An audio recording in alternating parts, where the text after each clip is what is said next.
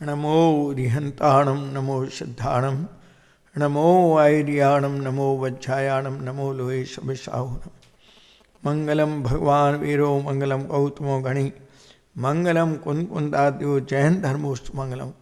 सर्वमंगल मांगल्यम सर्वकल्याणकारकम प्रधानम सर्वधर्माणाम जैनम जयतु शासनम।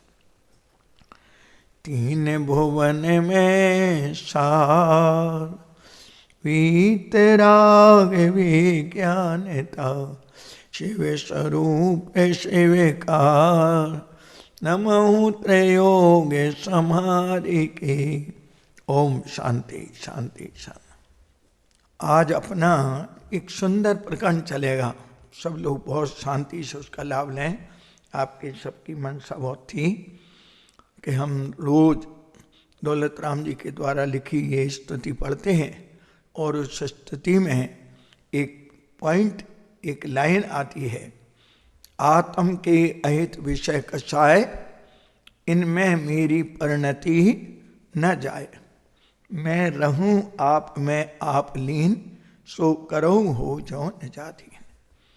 हे भगवान, जो आत्मा के अहित करने वाले पांच इंद्रिय के विषय रूपी वासना और उसके निमित्त जो विषय, इनमें मेरी ज्ञान की परिणति न जाए। तो ज्ञान की परिणति कहाँ ले जाएं, ये प्रश्न है। तो दौलत राम जी ने क्या उत्तर दिया कि मैं रहूं, अर्थात मेरे ज्ञान की परिणति रहे। काय में रहे? आप में, आप लीन, अपने स्वरूप में रहे। हे भगवान, ऐसी स्वाधीनता मेरे जीवन में हो जाए।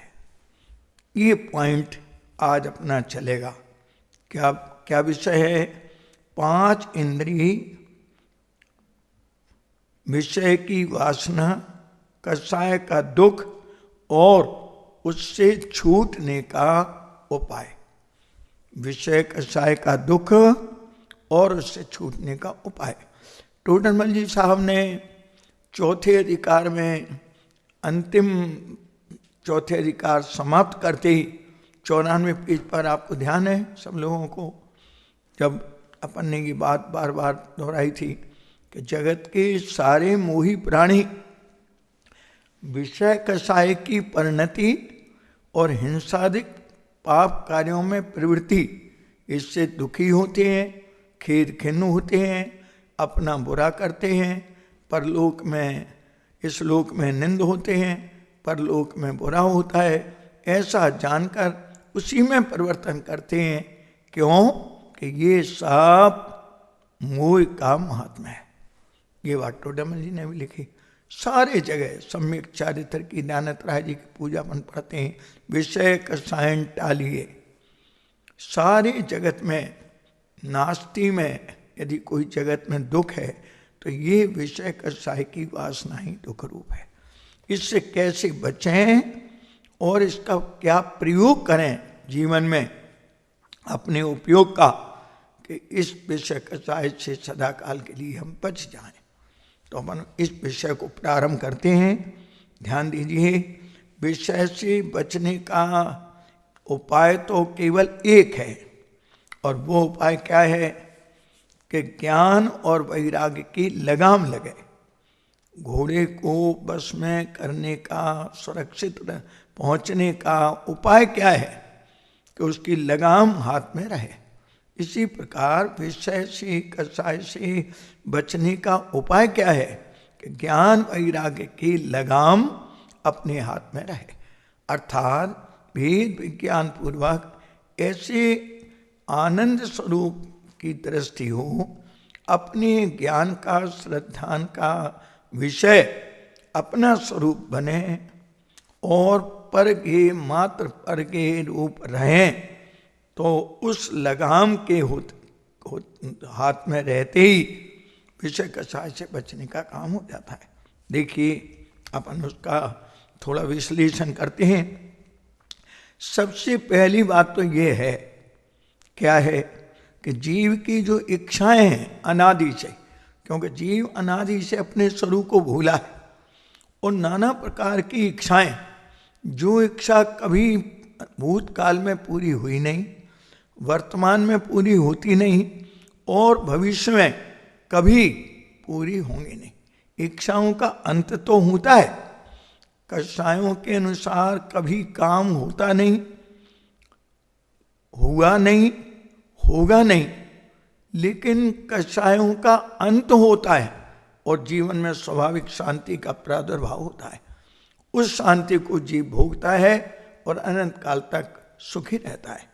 तो प्रश्न क्या हुआ कि ये विषय कषाय कैसे नुकसानदायक है और कैसे छूटे, कि जीव की जो इच्छाएं हैं, कल्पनाएं हैं नाना प्रकार के पदार्थों को ग्रहण करने की, वो अनंत हैं और अगर वे पूर्ण हो जाती, कदाचित कल्पना लें, कल्पना तो कर ही सकते हैं अपन, अगर वो पूर्ण हो जाती तो ये धरती स्वर्ग बन जाती, दसों दिशाएं संगीत देने लगती और मनुष्य पागल होकर के नाच उठता। परंतु ऐसा कभी भी नहीं होता, क्योंकि किसी भी पर वस्तु का परिणमन अपने अधीन नहीं है। जो इंद्रिय रूपी घोड़े राग देश से प्रेरित होकर ध्यान रूपी रथ को विषय रूपी आकुलता की तरफ ले जाते हैं, इसलिए ज्ञानी ज्ञान वैराग्य की लगाम को मजबूत रखते हैं और उनका सारा चित्त विषय से विमुख और स्वभाव के सन्मुख रहता है। तो विषय में चित्त न लगने से विषय की वासनाएं अंदर में मर जाती हैं, अर्थात उनके प्राण निकल जाते हैं। ख्याल में आया? जो सत स्वभाव को दृष्टि में ले लेता है, त्रिकाल सत अनादि अनंत कारण परमात्मा शुद्धात्मा, उसको जिसने अपने दृष्टि का विषय बनाया वो कभी कषायों का दास नहीं बनता। जो विभाव के संकेत पर चलता है स्वभाव को भूलता है और विभाव के संकेत पर चलता है वो निरंतर कषाय के चंगुल में फंसा रहता है। कोई भी विवेकशील व्यक्ति, विचार करो, दुनिया में कितने लोग हैं, लेकिन जो समझदार, कोई भी विवेकशील व्यक्ति अपने पास गंदी चीज रखना चाहता नहीं है। इसलिए ज्ञानी अंतर में से समस्त बुराइयां निकाल करके बाहर कर देते हैं, अर्थात भले स्वरूप को ग्रहण करते हैं तो बुराई का उत्पन्न होना बंद हो जाता है। हाथ पर मैल लग जाता है तो आदमी फौरन उसे साफ कर देता है। उसी प्रकार ज्ञानी जब अपने ज्ञान स्वभाव को ग्रहण करता है तो बुराइयां उत्पन्न होना बंद हो जाती हैं। कितनी सुंदर प्रक्रिया है, कितना स्वाधीनता का मार्ग है, रत्नत्रय का वीतरागता का स्वाभाविक दशा को प्राप्त करने का सुंदर मार्ग। क्यों? कारण क्या है? ज्ञानी के सोचने का तरीका, विचारने का, चिंतन का, मनन का, भूलन का जो तरीका है उस स्वभाव को सामने रखकर, विभाव से हटकर स्वभाव को सामने रखकर सदा ही उच्च कोटि का होता है। मोही प्राणी के सोचने का, विचारने का तरीका वस्तु स्वरूप से विपरीत होता है। जब वस्तु के स्वरूप को दृष्टि में नहीं लिया तो विचार उल्टे उल्टे होते हैं। और ज्ञानी ने अपनी वस्तु को अपनी दृष्टि में लिया है तो उसके विचारने का तरीका सम्यक होता है। बस इतना ही तो दुख और सुख है। विपरीत विचार, स्वभाव से विरुद्ध विचार, वस्तु स्वरूप से उल्टे विचार, वे नाना प्रकार की विषय वासनाएं और कषाय को उत्पन्न करने में समर्थ हैं।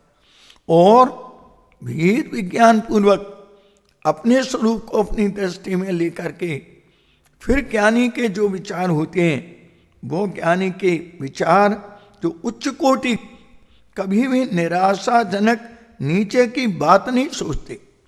विचार ही तो दुनिया में कार्य का धरातल है। बनारसीदास जी के शब्द देखिए, क्या कहा?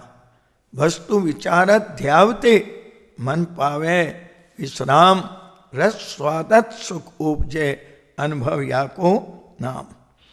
जो पुरुषार्थी नहीं होते उनके कार्यों में उन मोही प्राणियों को शंका बनी रहती है और उस शंका के कारण वे निरंतर दुखी बने रहते हैं कि उनका दुख दूर कैसे हो।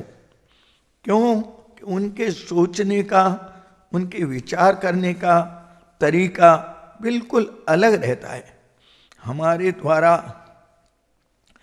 कैसा विचार हो, जिस विचार के द्वारा हम जीवन में हर क्षण शांति को प्राप्त कर सकें, ये मूल पॉइंट है।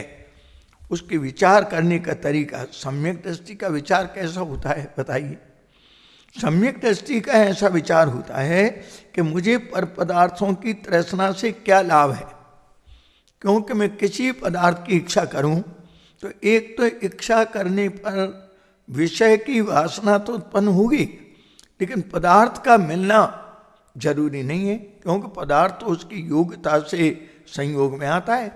और कदाचित पर पदार्थ का संयोग मिल भी गया तो मुझे क्या मिला, क्योंकि वो तो मेरे से अत्यंत भिन्न रहा।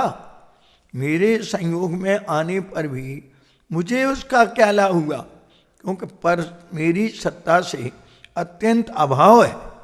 फिर मुझे क्या मिलने और नहीं मिलने में शांति और अशांति का क्या मतलब है। इसलिए ज्ञानी जीव ये विचार करता है कि मुझे पर पदार्थ की तृष्णा से लाभ क्या है। वर्तमान में कदाचित लक्ष्मी नहीं आई तो मुझे जो अपने स्वरूप संपदा की प्राप्ति हुई है वो मेरी वास्तविक संपदा है। ज्ञानी की संपदा में और मोही की संपदा में क्या कहा, ख्याल में आ रहा है सबको? ज्ञानी की और मोही की संपदा में बहुत जमीन आसमान के विचारों में अंतर है। मोही देह बुद्धि वाला है, राग बुद्धि वाला है, संयोग बुद्धि वाला है। उसके लिए बाहर की सोना चांदी हीरा पन्ना माणिक मोती नीलम पुखराज ये सारे जो संयोग ये उसको अपनी संपदा मानता है। क्षण मुंगर पदार्थों में अपने सुख की कल्पना करता है। और ज्ञानी आत्मबुद्धि वाला है। वो आत्मबुद्धि वाला ज्ञानी अपने स्वरूप के लक्ष्य होने वाली रत्नात्रय की परिणति, अपना स्वाभाविक भाव, संबंध निजरा का भाव, उस स्वाभाविक दशा को, स्वरूप संपदा को संपदा मानता है। क्योंकि ज्ञानी ये जानता है कि ये संपदा स्वभाव के लक्ष्य से प्रकट हुई है और मैं जहां रहूंगा, जिस क्षेत्र में रहूंगा, वो संपदा मेरे साथ रहेगी, क्योंकि वो मेरे लक्ष्य प्रकट हुई है। संयोग रूप संपदा तो मेरे से सदा काल भिन्न ही है, किंतु मोही को ये बात पता नहीं। धर्मी जीव न्याय विरुद्ध कुटिलता आदि क्यों नहीं करता? कारण बताओ। क्योंकि वो जानता है कि पुण्य होगा तो पैसा मिलेगा और अपनी स्थिति प्रमाण रहेगा, और पाप का उदय होगा तो चले जाएगा। मिलेगा तो उससे कोई शांति नहीं मिलेगी, क्योंकि वो स्वयं शांति से रहित है। उससे कोई ज्ञान नहीं मिलेगा, क्योंकि वो ज्ञान से रहित है। जो चीज स्वयं ज्ञान और सुख से शून्य है वो मुझे ज्ञान और सुख कैसे देगी? ये बात ज्ञानी अच्छी तरह जानता है। अब वो किस लिए अनीति करे, किस लिए खोटे भाव करे, किस लिए विषयों की चाह करे, किस लिए कषाय के भाव से परिणमित हो? क्योंकि जब उसने अंदर अभिप्राय में अपने स्वरूप को बैठा लिया है, जो स्वरूप तीन लोक में सर्वोत्कृष्ट है। दो चीज दुनिया में अनुपम है, एक तो अपना त्रैकालिक आश्रयभूत शुद्धात्मा और एक वर्तमान में प्रकट अपना शुद्धात्मा के आश्रय से होने वाली स्वाभाविक दशा। ये दो अनुपम है। आचार्य भगवंतों ने छोटा दृष्टांत दिया है। जैसे दर्पण का स्वच्छ स्वभाव है, कल्पना कीजिए, दर्पण का स्वच्छ स्वभाव है, ऐसे ही आत्मा का ज्ञानाधिक स्वच्छ स्वभाव है। उसमें पर पदार्थ प्रतिभाषित होने पर भी वे पदार्थ पर में हैं और आत्मा उनसे भिन्न रहकर उन्हें मात्र अपने में, अपने ज्ञान से, अपने स्वकाल में जानता है, ये जीवन में सुखी होने का उपाय है। जो अपनी मर्यादा में रहते हैं, अपने चतुष्टय में रहते हैं, अपने घर में रहते हैं, उन्हें किसी प्रकार की कोई बाधा नहीं है। और जो पर घर में रहते हैं, पर को अपना मानते हैं, पर में घुसने की कोशिश करते हैं, वे जीव जगत में बहुत दुखी होते हैं। एक छोटी सी लाइन लिखी है एक कवि ने, जग में होरी हो रही, जग में होली, होली के दिन आते हैं मार्च के महीने में, जग में होली हो रही, बाहर निकले कोर, जो घर में बैठा रहे तो काहे लागे धूल। अरे जगत में तो विषय कसाय की होली मची है, सारे मोहियों के पास और है क्या? और हम बाहर निकलें होली के टाइम और ये कहें भैया हमारे ऊपर रंग मत डालना, तो सामने वाले ये कहते हैं कि रंग नहीं डलवाना तो आप बाहर क्यों निकले, अपने घर में बैठते। तो जो अपने घर में बैठे रहते हैं वे सुरक्षित रहते हैं। ज्ञानी क्रोध के समय क्रोध से हटकर स्वभाव सन्मुख हो जाता है। क्रोध के समय मोही दूसरों का बुरा करना चाहता है, उसे तो ये पता नहीं कि बुरा दूसरों का कर सकता हूं या नहीं, और बुरा करने के भाव से मेरी पर्याय में, मेरे अज्ञान से मेरा बुरा हो रहा है, ये पता तो हो। जिन ज्ञानियों को ये पता लग गया, वे कदाचित चारित्र मोह की कमजोरी में होने वाले क्रोध में, क्रोध के काल में क्षमा स्वभाव के सन्मुख हो जाते हैं। तो क्रोध का परिणमन स्वतः ही नहीं होता, क्रोध के समय क्षमा स्वभाव की याद लाते हैं। मोही क्रोध के समय किसी का बुरा करना चाहता है, उसे नहीं मालूम बुरा क्या होता है, वो तो ही विचार करता है इनके मकान में आग लग जाए, इनका बुरा हो जाए। अरे भाई, एक तो उनके मकान में आग लगेगी नहीं, कदाचित दुर्भाग्य से उनका कोई पाप का उदय आया और मकान में आग लग गई, तो मकान के आग लगने से सामने वाले का बुरा कहाँ हुआ? क्यों कि बुरा तो बुरे भाव से होता है, मकान में आग लगने से बुरा कहाँ से होगा? अरे हमने तो उन महापुरुषों के जीवन चरित्र पढ़े हैं, बड़े बड़े पांडव आदि के, बड़े बड़े महापुरुषों के, गजकुमार जी आदि के, कि जिनकी सिगड़ी रखी थी, जिनके तप्तायमान कड़े पहने थे पांडव आदि, जिनके शरीर में आग लग रही थी, वे आत्मस्वरूप में रम करके अंतागत केवली होकर के श्रद्धालय में जा रहे हैं, तो मकान के आग लगने से जीव का बुरा कहाँ से होगा? अरे जीव का बुरा तो अपने क्षमा स्वभाव को भूलकर परमेय अनिष्ट की कल्पना करके जो क्रोधाधिक परिणाम होता है, उस परिणाम से अपना बुरा होता है। अरे इनके लाख रुपए का नुकसान हो जाए, भाई इनके लाख रुपए का नुकसान अपनी चाहना से, अपने कषाय भाव करने से कैसे होगा? कदाचित सामने वाले जीव का पाप का उदय हो और उसका लाख रुपए का बाहर में नुकसान हो जाए, तो लाख रुपए के नुकसान से बुरा कहाँ हो गया? क्योंकि लाख रुपया अलग है और बुरे का भाव अलग है।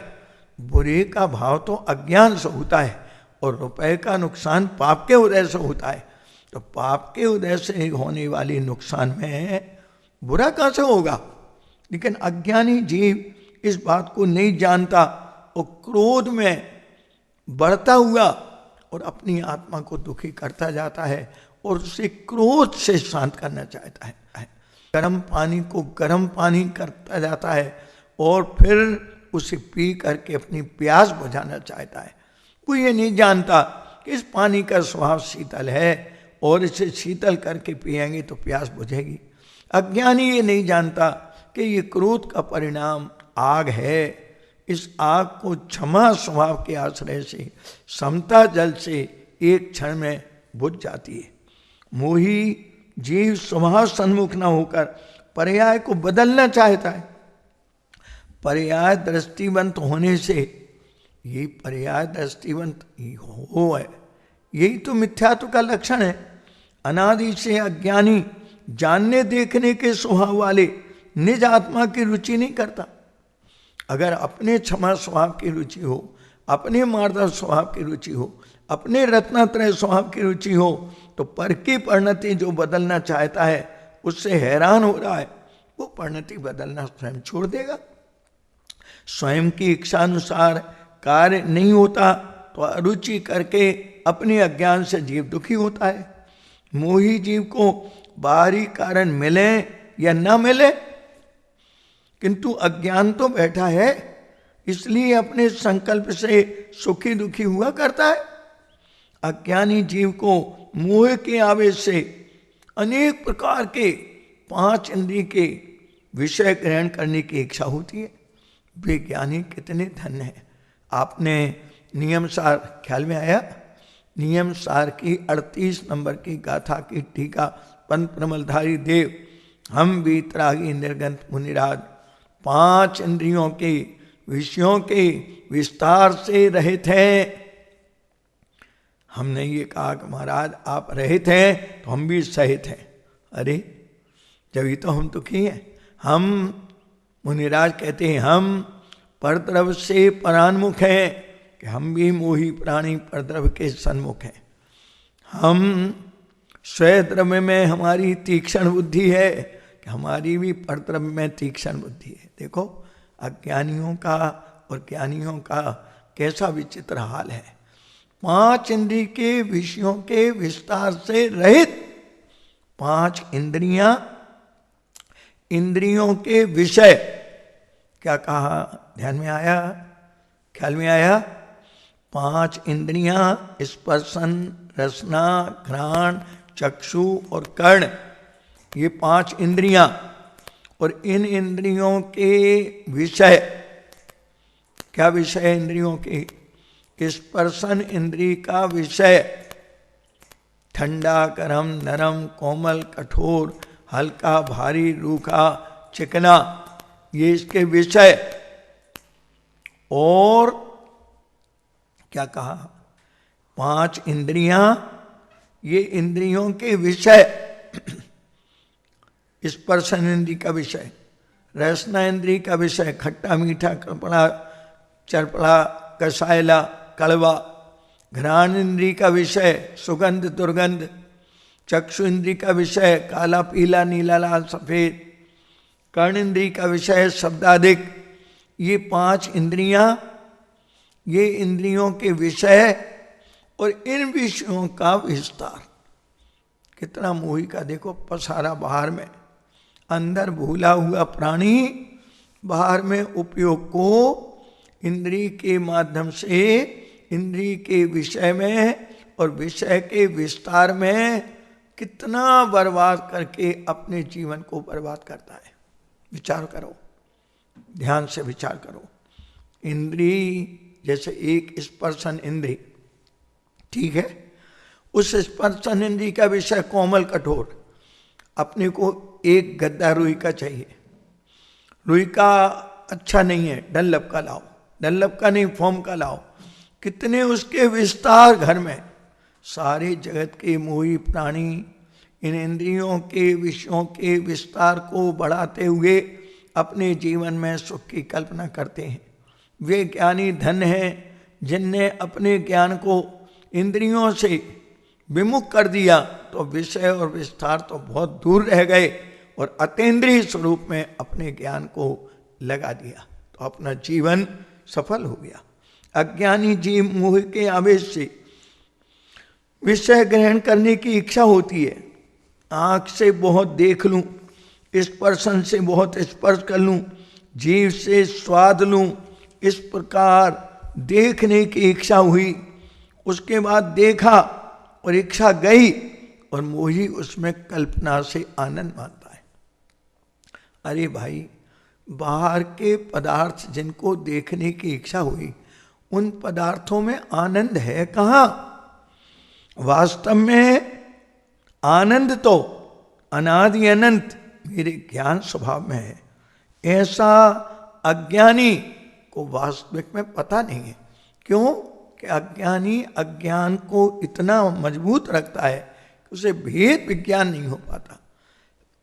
यद्यपि ज्ञान के द्वारा समागम में बैठकर जिनवाणी को सुनकर देव शास्त्र गुरु की आराधना करता हुआ भेद विज्ञान को जगाए और लक्षण के द्वारा भिन्नता जाने, तो अपने स्वभाव रूपी लक्ष्य को बनाते ही विषय की वासना मरती है और जीवन में वास्तविक शांति प्रकट होती है।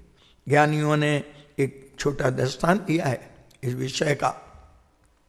टोडरमल जी साहब का आपने पढ़ा होगा तीसरे अधिकार में, जैसे कुत्ता हड्डी चबाते समय अपने खून का स्वाद लेकर ये जानता है कि ये स्वाद हड्डी में से आता है। बताइए अब आप स्वाद काय का ले रहा है? स्वाद हड्डी कड़क है और हड्डी को चबा रहा है और चबाते समय अपना खून निकल रहा है और अपने खून को आप ही पी रहा है और खून का स्वाद ले रहा है, लेकिन खून का जो विषय है वो हड्डी है। तो उसे अंदर भ्रांति क्या बैठी है कि मुझे जो स्वाद आ रहा है, जो आनंद आ रहा है, वो हड्डी में से आ रहा है। तो एक क्षण भी हड्डी को छोड़ने के लिए तैयार नहीं है और उसके प्राण भी निकल जाएं। वास्तव में स्वाद तो खून का है। इसी प्रकार स्पर्श रस आदि में मोही का ज्ञान परिवर्तन करता है। अपना ज्ञान उन ज्ञेयों में लक्ष्य हुआ और परमे ज्ञान की एकाग्रता करके स्वाद तो लेता है राग का, स्वयं से चूका हुआ प्राणी पर पदार्थ में अपने उपयोग को लगाता है, तो लगाते ही अंदर राग उत्पन्न होते ही राग का स्वाद लेता है और क्या मानता है कि ये स्वाद विषयों में से आता है, ऐसा मानता है। अब जिसने विषय में स्वाद माना है वो विषय की छोड़ने की बात कैसे सुनेगा और जीवन में कैसे सुखी होगा? बोलो बताओ आप। क्या विचित्र बात है, कितना सुगम सहज, लेकिन सुखी होना किसको है? सुख की कल्पनाओं में ही जिंदगी को पूरी बर्बाद करना है। ज्ञान विषयों में जाता नहीं है, अपना ज्ञान विषय का लक्ष्य करने पर भी विषयों में जाता नहीं है और जड़ की पर्याय ज्ञान में आती नहीं है, क्योंकि जड़ की पर्याय तो जड़ में है, ज्ञान में कैसे आएगी? और अज्ञानी का ज्ञान पर में अटक करके राग का स्वाद लेता है, पर पदार्थ में ज्ञान अटक करके स्वाद का लेता है? राग का, अर्थात अपनी विपरीत परिणति का। और वो स्वाद कटुक है, लेकिन स्वभाव का स्वाद मालूम नहीं, तो उसी स्वाद में सुख की कल्पना करता है। और भ्रम से राग में अगर दुख माने तो राग से भिन्न ज्ञान को ग्रहण करे, लेकिन भ्रम बैठा है तो भ्रम से विषयों में आनंद मानता है। वे ज्ञानी धन्य हैं जो ये जानते हैं कि विषयों में मैं नहीं। क्या कहा? ज्ञानी क्या जानते हैं? विषयों में मैं नहीं, राग में मैं नहीं। राग को जानने वाले ज्ञान जितना वो मैं नहीं, मैं तो अनादि अनंत अतीन्द्रिय ज्ञान स्वरूप हूं। अज्ञानी ऐसा अनुभव नहीं करता। ज्ञानी की दृष्टि में एक समय भी अपना स्वभाव दृष्टि में से ओझल नहीं होता। ज्ञान का उपयोग कदाचित थोड़ा बाहर भी जाए तो भी दृष्टि की डोर अपने हाथ में रहती है। ख्याल में आया ये चमत्कार? पतंग उड़ती है और डोर जिसके हाथ में रहती है तो पतंग आसमान में दौड़ती है, तो भी डोर हाथ में रहती है तो पतंग एक सेकंड में खींच लेता है। ऐसे ही जिसके पास स्वभाव दृष्टि की डोर है, वो उपयोग जरा हटता भी है स्वभाव से, तो भी वो स्वभाव के सन्मुख निरंतर होने का प्रयत्न करता है। कारण क्या है? कारण ये है कि वो स्वभाव में शांति मानता है। जीव अपने को जानते हुए पर को जानता है, अज्ञानी ऐसा नहीं मानता। और अज्ञानी कैसा मानता है कि मैं पर को जानता हूं। अपने को भूलकर केवल पर को जानता हूं ऐसा मानता है। और सत्य क्या है कि जीव वास्तव में अपनी स्वपर प्रकाशक ज्ञान पर्याय को ही जानता है। ये वास्तविक बात है। प्रत्येक जीव की हालत है, अज्ञानी ज्ञानी की बात नहीं। वास्तव में अपनी स्वपर प्रकाशक ज्ञान की पर्याय को ही ज्ञान जानता है, क्योंकि स्वपर प्रकाशक उसका स्वभाव है। इस सब का सार क्या निकला? ये इतनी चर्चा अभी अपन ने की, आगे अपन कर रहे हैं। इसका सार क्या निकला? इसका सार ये है कि हे जीव, तेरा पर का जानने का रास्ता, तेरा पर को जानने का रास्ता और पर में स्वाद मानकर राग में स्वाद लेने का रास्ता शांति का नहीं है। ये रास्ता शांति का नहीं है। क्या कहा? पर को जानने का रास्ता और पर में स्वाद मानकर राग में स्वाद लेने का रास्ता, ये शांति का नहीं है। इससे अज्ञानी निरंतर दुखी हो रहा है। कभी किसी को ही विषयों का स्वाद नहीं। क्या कहा? तीन लोक में किसी भी प्राणी को अपनी आत्मा में विषय का स्वाद नहीं और विषयों में ज्ञान नहीं, किंतु अज्ञानी को भी राग का स्वाद है और ज्ञान का ज्ञान है। क्या कहा? विषय में तो अपना स्वाद है नहीं। अज्ञानी को काय का स्वाद है? राग का स्वाद है और ज्ञान का ज्ञान है। क्यों विषय का स्वाद क्यों नहीं? कि विषय तो पर है। क्या कहा? विषय पर है और राग क्षणिक है, वो स्वभाव में नहीं। और ज्ञान पर्याय ज्ञान स्वभाव की है। ज्ञान की जो पर्याय है वो क्या है? ज्ञान स्वभाव की है। इस प्रकार राग रहित नित्य ज्ञान स्वभाव की दृष्टि जिसकी हो, उसके निमित्ताधीन बुद्धि राग बुद्धि छूटकर स्वभाव बुद्धि होकर धर्म की प्राप्ति हो जाती है। धर्म की प्राप्ति होना बहुत सुगम है, सहज है, लेकिन अज्ञानी को इसका वास्तविक पता नहीं। सच देखो, सत्य तो वास्तव में प्रत्येक जीव अपनी क्षोभ पर्याय से जानता है, पर से नहीं।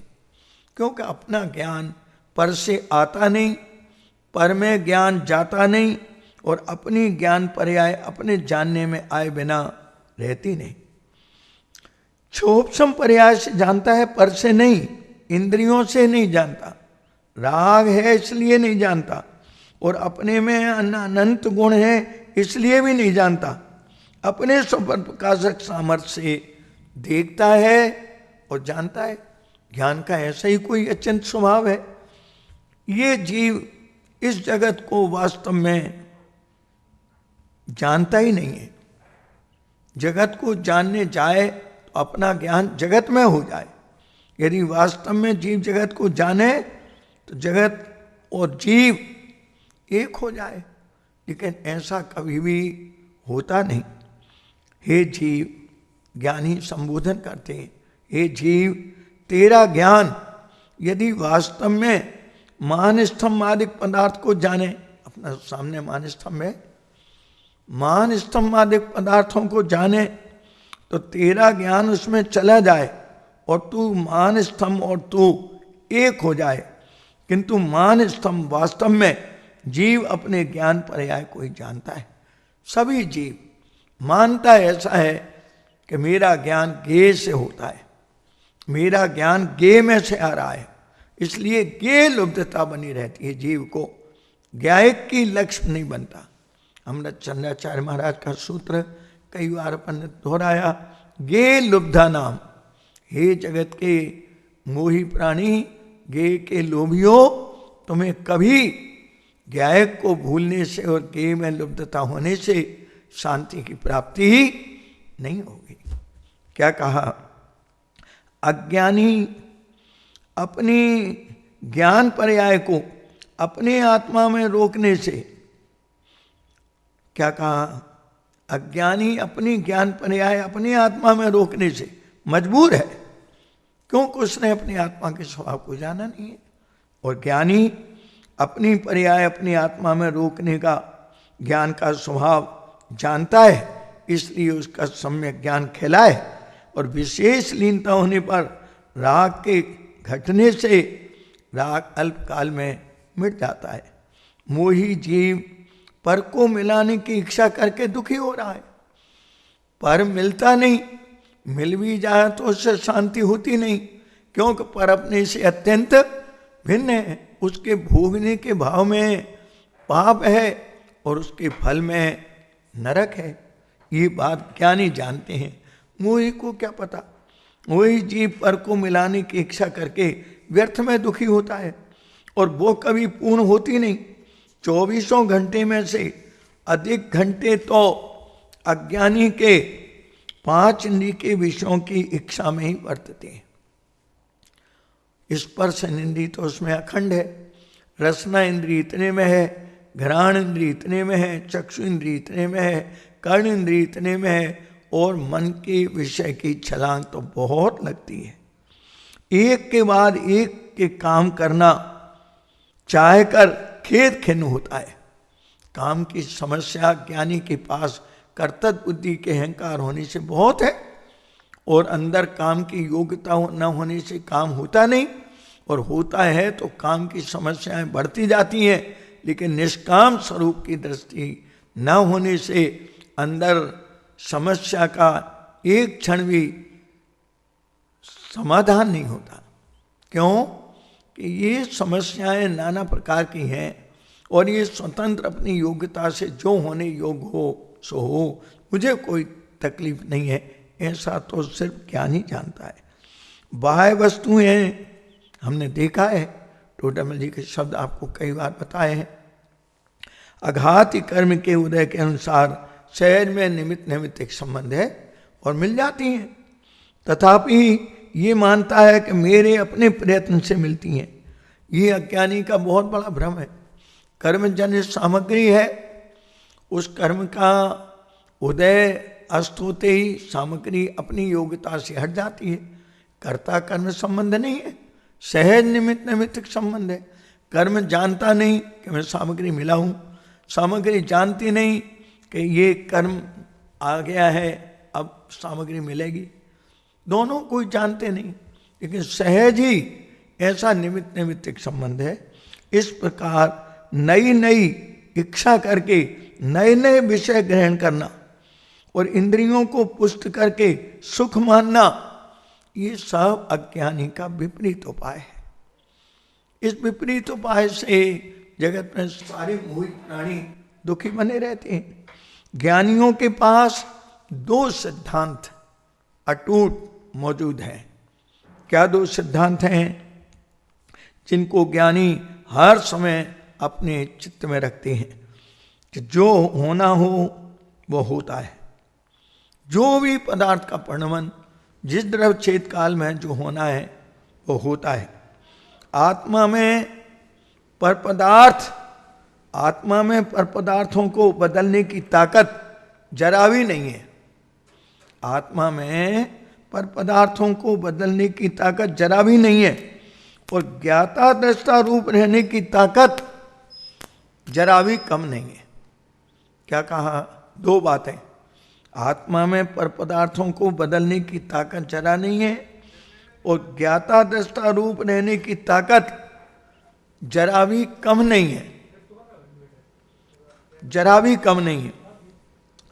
रत्नात्रय प्रकट करने के लिए जीव के पास क्या है? बताइए क्या है? अपने को रत्नात्रय प्रकट करना है तो अपने पास कौन सी ऐसी निधि है जो अपने को रत्नात्रय प्रकट हो जाए? कि रत्नात्रय प्रकट करने के लिए जीव के पास कारण परमात्मा, ज्ञायक भाव, त्रिकाल स्वभाव सदा विद्वान है, अनादि अनंत पारणामिक भाव। अज्ञानी उसे सुख का कारण नहीं बनाता, क्योंकि देह बुद्धि है, इंद्रिय भोगों में सुख बुद्धि है, वो बुद्धि से हटता नहीं, स्वभाव में लगता नहीं। अज्ञानी अज्ञान से दुखी रहता है, सुख चाहता है पदार्थों से, पदार्थों में सुख है नहीं तो दुख मिटे कैसे, वो बात यहाँ कहते हैं। अज्ञानी उसे सुख का कारण नहीं बनाता, परंतु कल्पना करके पर पदार्थ को सुख का कारण बनाता है। क्यों? कि पर की अनुकूलता देह के लिए अच्छी लगती है, लेकिन आत्मा आनंद रूप है, ये बात अज्ञानी को अज्ञान में अच्छी नहीं लगती। इस प्रकार खोटे उपाय शांति के लिए जीव करता है। राग मात्र दुख स्वरूप है। जगत का कोई पदार्थ, जगत का कोई भी पर पदार्थ न दुख का कारण है न सुख का कारण है। मेरा दुख सुख मेरे विभाव और स्वभाव में है, भाई इतनी सी बात है। मेरे द्रवगुण पर्याय से बाहर मेरी सत्ता किंचित मात्र भी नहीं है, मुझे उससे कोई लेना देना भी नहीं है।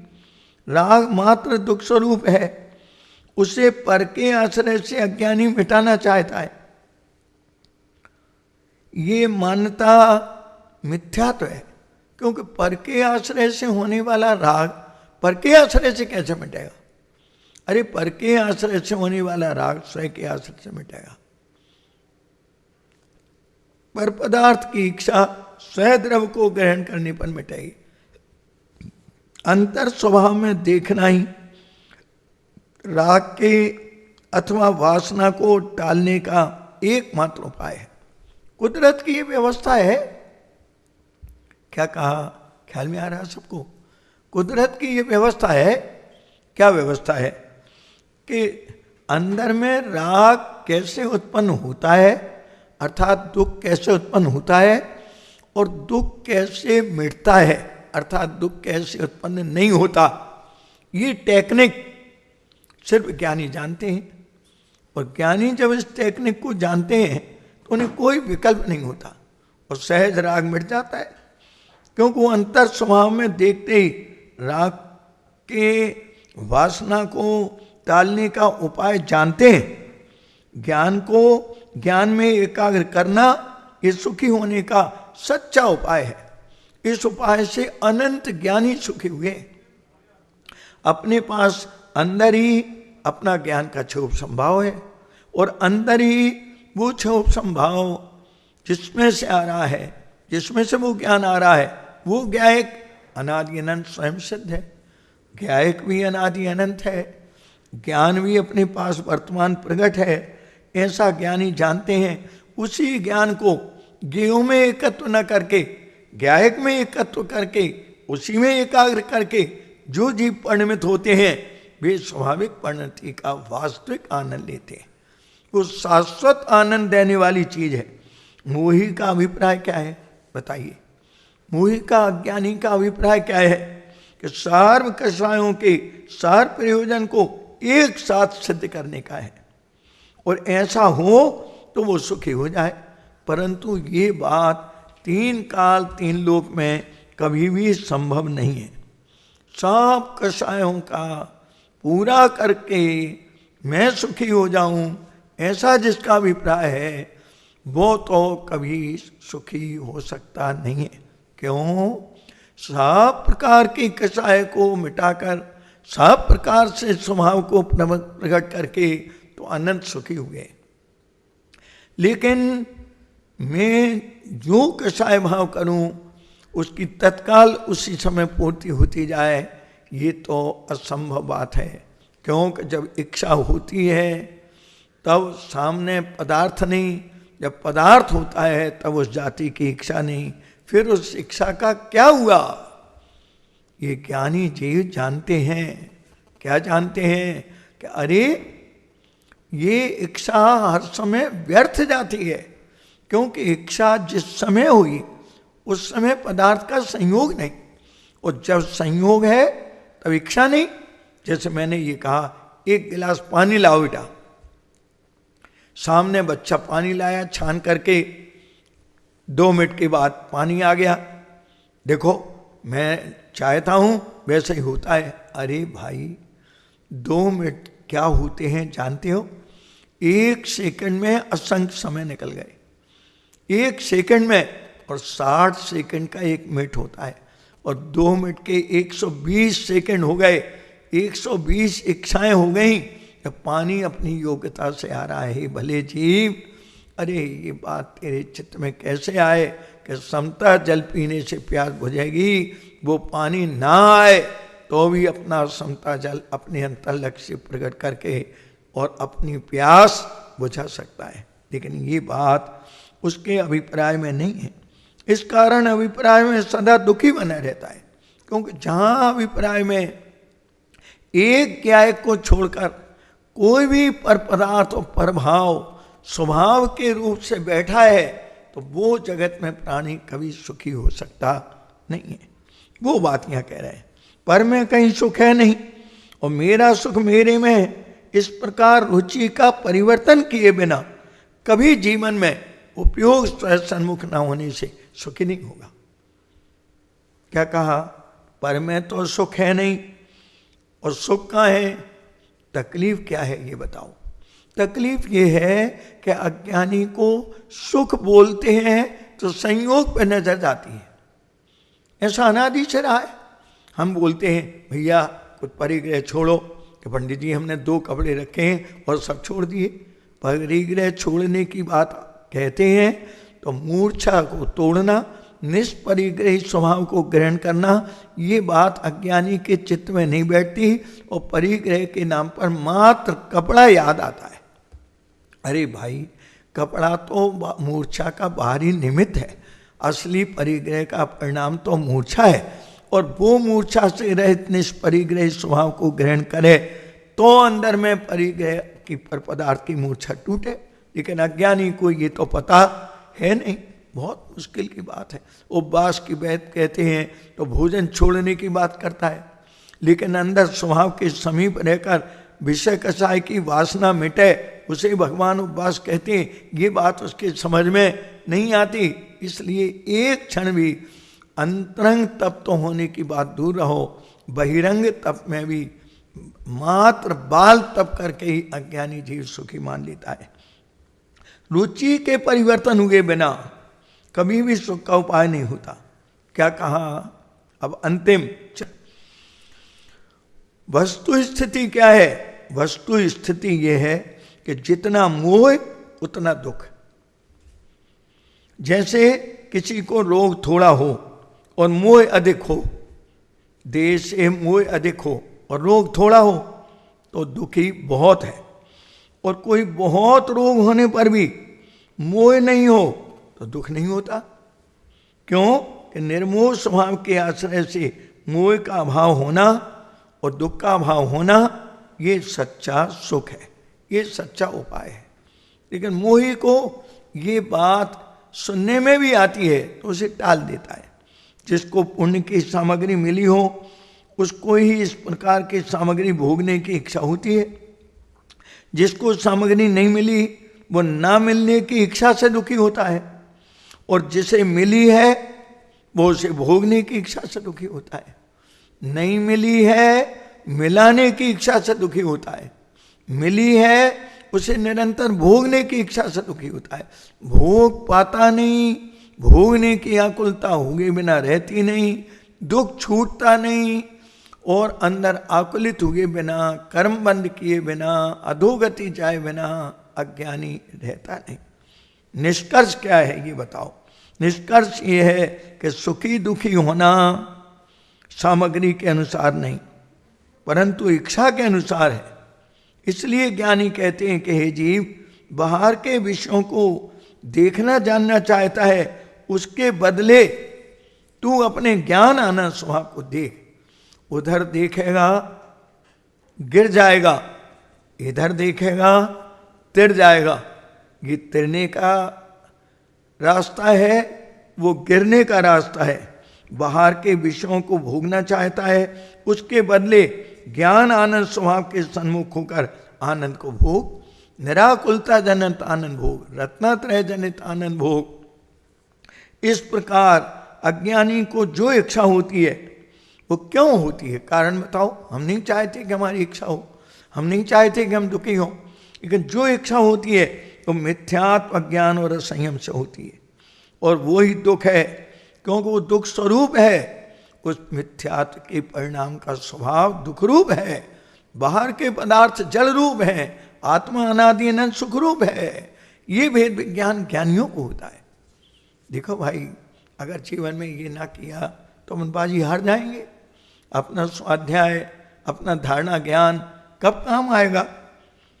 और सम्यक दर्शन ज्ञानचार्य से इच्छा मिटती है, उतना उतना दुख मिटता जाता है। पहले अभिप्राय में मिथ्यात्व का संपूर्ण दुख मिटता है, इसके बाद जो 3 कषाय शेष रहती हैं उनके स्वरूप स्थिरता के बल से गुणस्थान प्रमाण इच्छाएं मिटती जाती हैं, शांति बढ़ती जाती है, और अंदर में स्वरूप की एकाग्रता विशेष होती जाती है। कितना सुंदर, स्वाधीन, सहज, सरल मार्ग है। इस प्रकार ये जीव अनादिकाल से मिथ्या दर्शन ज्ञान चारित्र रूप परिणमित हो रहा है। अनादि से स्वरूप को भूला हुआ जीव मिथ्या दर्शन ज्ञान चारित्र रूप से परिणमन हो रहा है। क्या कहा? श्रद्धा में मिथ्यात्व रूप परिणमन, ज्ञान में अज्ञान रूप परिणमन, चारित्र में अंतान मंदी आदि कषाय रूप परिणमन। ये परिणमन अनंत दुख रूप है, आत्मा अनादि अनंत सुख रूप है, पर पदार्थ जड़ रूप है। पर पदार्थ के से सुख नहीं, दुख नहीं, मिथ्या दर्शन ज्ञान चारित्र रूप परिणमन हो रहा है।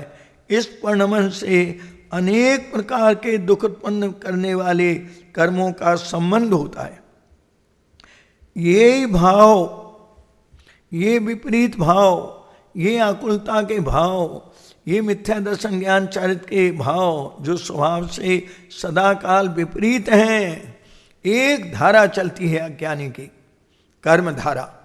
एक धारा चलती है केवल ज्ञानी परमात्मा की ज्ञान धारा, और अंतरात्मा जीवों की ज्ञान धारा, कर्म धारा। ज्ञान धारा ज्ञायक के बल से, आश्रय से बढ़ती जाती है, और कर्म धारा हीन होती जाती है। एक दिन ऐसा आता है स्वरूप स्थिरता के बल से कि कर्म धारा मिट जाती है और ज्ञान धारा प्रकट हो जाती है। सार, क्या सार निकला? कि ये अनादि से स्वरूप को भूला हुआ प्राणी श्रद्धा में मिथ्यात्व, अज्ञान, असंयम रूप परिणमन हो रहा है। ये परिणाम, ये परिणमन वास्तव में दुख का उत्पन्न करने वाले कर्मों का संबंध पाया जाता है। ये भाव दुख के बीज हैं, क्योंकि ये दुख स्वरूप हैं। विपरीत मान्यता, ज्ञान सहित राग, देश, ये दुख के बीज हैं। अन्य 3 लोक में कोई दुख का बीज नहीं। सारे पदार्थ परगे मेरे से सदाकाल अत्यंत भिन्न है, उनमें कुछ भी दुख और सुख देने की ताकत नहीं है। ओहो, इसलिए सारे ज्ञानियों ने क्या शिक्षा दी है, जिसे बहुत जल्दी ख्याल में लेने की बात है। अगर ये शिक्षा दौलत राम जी ने अंतिम 6 डाला समाप्त करते हुए क्या कहा? ये राग आग दहे सदा, ताते हैं समाम रस से ये, चिर भजे विषय कसाय, अरे अब तो त्याग। कैसे त्याग है बताओ? कि निज पद बेये, कहाँ रचो पर पद में न तेरो, पद यह क्यों दुख सहे, अब दौल हो सुखी। कैसे सुखी हो बताओ? स्वपद रच दाव मत चूके ये। अरे जी तू दाव मत चूक। हे भव, यदि दुख से मुक्त होना चाहता है तो इस विपरीत श्रद्धा, ज्ञान और आचरण, इन विकल्पों का भेद विज्ञान करके, निर्विकल्प स्वरूप की दृष्टि ज्ञान आराधना करके इन विभाव भावों का अभाव करना और स्वाभाविक दशा को प्रकट करना और स्वाभाविक दशा का वेदन करना और स्वभाव का लक्ष्य करना और अपने जीवन को सफल करना, यही तेरा सच्चा कर्तव्य है। इसी कर्तव्य से तू अनंत काल तक बिना इंद्रिय, बिना कर्म, बिना देह, बिना राग, बिना द्वेष, बिना पुण्य, बिना पाप और बिना क्षोभसम ज्ञान के अपने स्वाभाविक क्षय ज्ञान और अनंत चतुष्टय से अनंत काल तक सुखी रहेगा। ऐसा अनंत काल तक हम अपने स्वरूप को पहचान कर विषय की वासना कषाय के अनुसार काम होने की मिथ्या प्रवृत्ति को छोड़ दें। क्योंकि जगत के जीव क्रोध में दूसरे का बुरा करना चाहते हैं और क्रोध उनका बुरा करता है। मान में झुकाना चाहते हैं किंतु स्वभाव में झुकना नहीं चाहते। मायाचारी में छल से काम सिद्ध करना चाहते हैं लेकिन अंदर सरल स्वभाव की दृष्टि नहीं करना चाहते। लोभ से पर पदार्थों का संयोग प्राप्त करना चाहते हैं और सुखी होना चाहते हैं किंतु लोभ को तोड़ करके अंतर लक्ष्य करके संतोष परिणाम से अनंत ज्ञानी सुखी हुए हैं। ये बात सिर्फ ज्ञानियों को मालूम है, वो ही इस बात से अछूते रहते हैं। ये बात सुनने को भी उनके इतने पुण्य का उदय नहीं है कि ऐसी सुंदर सत्य स्वाधीन सरल बात सुनकर अपने जीवन में अपने लक्ष्य से अपना हित करके अनंत काल तक ये जीवन सुख से बीते, अनेक आगे के जीवन सुख से बीते और अनंत काल तक स्वयं चतुष्टय के बल से अनंत चतुष्टय प्रकट करके अपने जीवन में सुख को प्राप्त करें। ऐसी हम सबकी पवित्र भावना। सुख जीवन में हमारा जो स्वरूप है उसका आज अपना ये विषय पूरा हो रहा है। अब अगला विषय चलेगा। सभा में और सरके आइए थोड़े। और अब हमारे आदरणीय भाई साहब बसंत जी बढ़ जाते, हमारे संगीत सम्राट, उनका सुंदर आध्यात्मिक एक भजन होगा और भजन सुनने के बाद फिर जन्माणी की स्तुति होगी। आप लोग थोड़े आगे आ जाइए और शांति से सुनिए। ओम शांति शांति शांति।